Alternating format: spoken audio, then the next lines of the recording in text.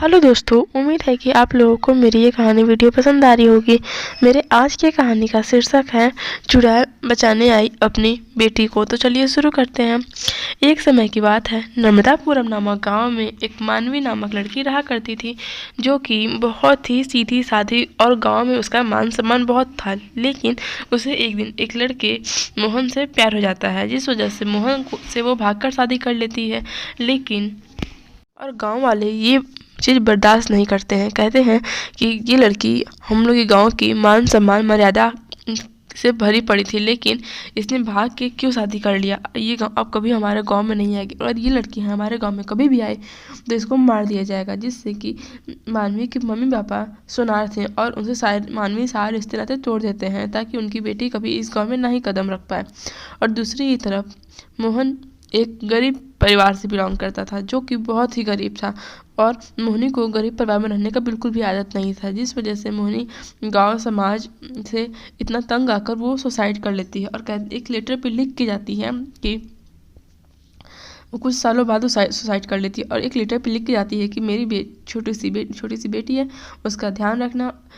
कृपा करके जो आप लोगों ने हरकत मेरे साथ की है, ये मेरे गांव वालों, मेरी बेटी के साथ ऐसा हरकत मत करना, उसे पूरा प्यार देना और अच्छे से रखना। और मोहन ये सब देख के बहुत दुखी होता है और कहता है कि हम गरीब ही सही, पर हम कम से कम अपने जीवन में खुश तो थे।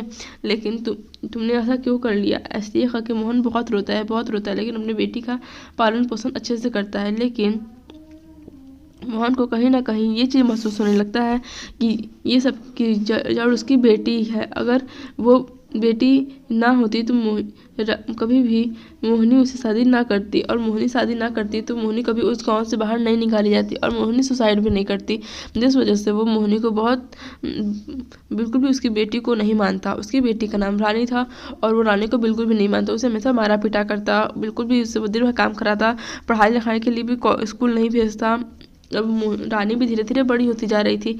रानी भी एक दिन मोहन से अपनी मम्मी के बारे में पूछती है, तो मोहन बता देता है कि तुम्हारी मम्मी की मौत तुम्हारी वजह से ही हुई है। और रानी भी ये चीज़ बर्दाश्त नहीं करती है और घर छोड़ के चली जाती है। जिससे मोहिनी शिव जी से कहती है कि हमें एक दिन के लिए पृथ्वी लोक पर जाने की अनुमति दे दीजिए शिव जी, ताकि मैं अपने पति मोहन को समझा सकूं कि ये जो रानी के साथ कर रहा है वो नहीं सही कर रहा है। ये हमारी एक छोटी सी दुनिया की एक बड़ी हिस्सा है, इसे वो संभाल कर रखे, और उसमें मेरी परछाई है। वो जाती है पृथ्वी लोक पे, शिवजी उसे अनुमति दे देते हैं, और फिर वो जाकर मोहन को अच्छे तरीके से समझाती है कि उसे तुम मत मारा पीटा करो, उसकी कोई भी गलती नहीं है इसमें, उसे अच्छे से रखो, और ये अगर तुम्हारे साथ रहेगी तो मैं तुम्हारे साथ हमेशा रहूँगी। अगर तुम उसे थोड़ा सा भी खरोच पहुँचाओगे तो तुम मुझे खरोच पहुँचाओगे।